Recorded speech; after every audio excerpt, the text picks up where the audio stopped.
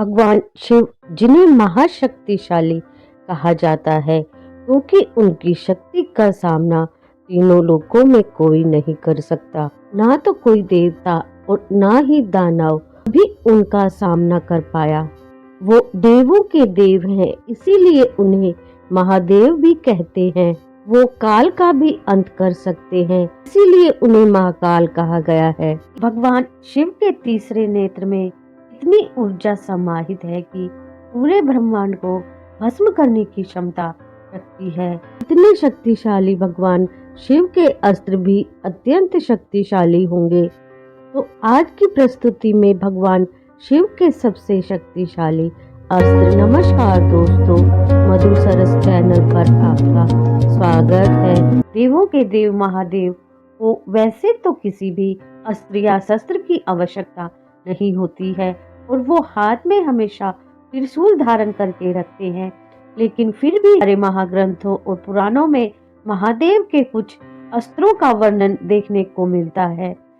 ऐसे अस्त्र थे जिन्हें आदि अनादि महादेव ने स्वयं निर्मित किया था। त्रिशूल भगवान शिव का सबसे अहम अस्त्र है क्योंकि ये हमेशा त्रिशूल को अपने पास रखते हैं। त्रिशूल में 3 शूल मौजूद हैं जो कि 3 गुणों सत्वगुण, रजोगुण और तमोगुण को दर्शाते हैं। इसी के साथ यह 3 काल, भूत, वर्तमान और भविष्य को भी दर्शाते हैं। और त्रिशूल पर हमेशा ही एक डमरू बंधा रहता है जिससे इस सृष्टि में संगीत की उत्पत्ति हुई थी।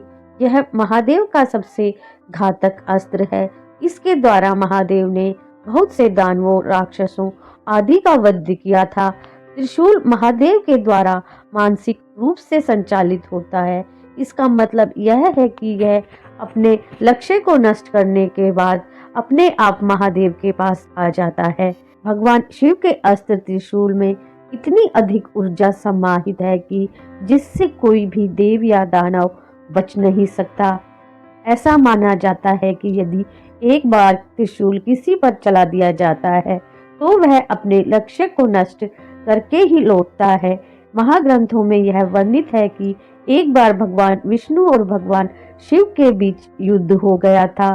तब महादेव ने विष्णु पर त्रिशूल छोड़ दिया था। यह त्रिशूल भगवान विष्णु के वक्ष यानी छाती पर जाकर लगा, लेकिन उससे विष्णु जी को कोई प्रभाव नहीं पड़ा क्योंकि पुराणों में भगवान शिव और भगवान विष्णु को समकक्ष यानी एक समान शक्तिशाली माना गया है। लेकिन फिर भी त्रिशूल के वार के कारण विष्णु के वक्ष स्थल पर 3 घाव हो गए थे। शिव धनुष अपने रामायण और महाभारत में भगवान शिव के धनुष के विषय में अवश्य सुना होगा।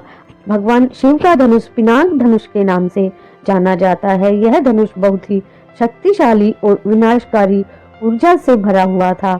भगवान शिव ने इसी पिनाक धनुष से ताड़कासुर नामक असुर के 3 पुत्रों को उनके पुरों सहित एक ही वाण से नष्ट कर दिया था। इसी वजह से भगवान शिव को त्रिपुरारी के नाम से भी जाना जाने लगा था। पिनाक धनुष का निर्माण भगवान शिव ने स्वयं किया था। भगवान शिव ने इस धनुष को देवताओं का काल समाप्त होने पर देवरात को सौंप दिया था। देवरात राजा जनक के पूर्वज थे और बहुत समय तक यह धनुष जनकपुरी में रहा और भगवान विष्णु श्री राम के अवतार में धरती पर आए तो राजा जनक की पुत्री के स्वयंवर में महादेव के इस पिनाक धनुष को, विशालकाय धनुष को कोई भी उठाने की क्षमता नहीं रखता था, लेकिन इस पर प्रत्यंचा चढ़ाई और एक झटके में तोड़ दिया था। भगवान शिव के पास एक और धनुष था। यह धनुष कंस ने मथुरा के राजगुरु से हथिया लिया था। यह धनुष कई पीढ़ियों से मथुरा के राजकुल के पास था। यह धनुष महादेव जी ने नंदी को, नंदी ने परशुराम को और परशुराम ने कंस के पूर्वजों को दिया था। ऐसे 2 धनुष थे। एक त्रेता में भगवान श्री राम द्वारा तोड़ा गया था और दूसरा धनुष मथुरा के राजकुल के पास था जिससे त्रिपुरासुर का वध किया गया था। इस धनुष को श्री कृष्ण ने कंस की रंगशाला में प्रवेश करके तोड़ दिया था। तभी उन्होंने कंस का वध भी कर दिया था। शिव का चक्र, चक्र को सबसे छोटा लेकिन सबसे अचूक अस्त्र माना जाता है। सभी देवी देवताओं के पास अपने अलग अलग चक्र होते थे उन सभी के अलग अलग नाम थे। शंकर जी के चक्र का नाम भवरेंदु और विष्णु जी के चक्र का नाम कांता चक्र और देवी का चक्र मृत्यु मंजरी के नाम से जाना जाता था। सुदर्शन चक्र का नाम भगवान विष्णु के नाम से अभिन्न रूप से जुड़ा हुआ है, लेकिन बहुत कम लोग इस तथ्य को जानते हैं कि सुदर्शन चक्र का निर्माण भगवान शिव ने किया था। दुष्टों का संहार करने और बुराइयों का नाश करने के लिए भगवान शिव ने सुदर्शन चक्र को भगवान विष्णु को सौंप दिया था। भगवान शिव ने एक नहीं बल्कि 2 बार भगवान विष्णु को सुदर्शन चक्र दिया। दूसरी बार जब भगवान विष्णु की पत्नी लक्ष्मी की बहनों ने तपस्या करके भगवान विष्णु को पाताल लोक में रहने के लिए विवश कर दिया था। लक्ष्मी की बहनों के वरदान के मुताबिक भगवान विष्णु को सब कुछ भूलकर पाताल लोक में उनके साथ रहना था। इसीलिए भगवान विष्णु महादेव तथा अन्य पूरी सृष्टि के बारे में कुछ भी नहीं जानते थे। वहां जाकर महादेव ने कई वर्षों तक लगातार भगवान विष्णु से युद्ध किया। अंत में भगवान गणेश ने भगवान विष्णु को याद दिलाने में सहायता की कि वह सृष्टि के पालनहार हैं। तब जाकर भगवान विष्णु और महादेव का युद्ध समाप्त हुआ। तब भगवान विष्णु को यह आभास हुआ कि उनका सुदर्शन चक्र तो पाताल लोक में ही छूट गया है, लेकिन भगवान शिव ने उनसे कहा कि सुदर्शन चक्र को पाताल लोक में ही रहने दे। तब भगवान शिव ने भगवान विष्णु को एक और सुदर्शन चक्र भेंट किया था, रुद्र अस्त्र। भगवान शिव का यह रुद्रास्त्र अत्यधिक भयंकर और प्रलयंकारी था। रुद्रास्त्र को भगवान शिव का एक अंश माना जाता था, क्योंकि भगवान शिव का नाम रुद्र भी है। भगवान शिव के रुद्र रूप का अर्थ है उनका क्रोधित स्वरूप। जब देवों के देव महादेव क्रोधित होते हैं तो यह सृष्टि के लिए कितना प्रलयंकारी हो सकता है, इसकी कल्पना आप स्वयं ही कर सकते हैं। महादेव की ऐसी प्रलयंकारी ऊर्जा का प्रतीक था यह रुद्र अस्त्र। पशुपतास्त्र।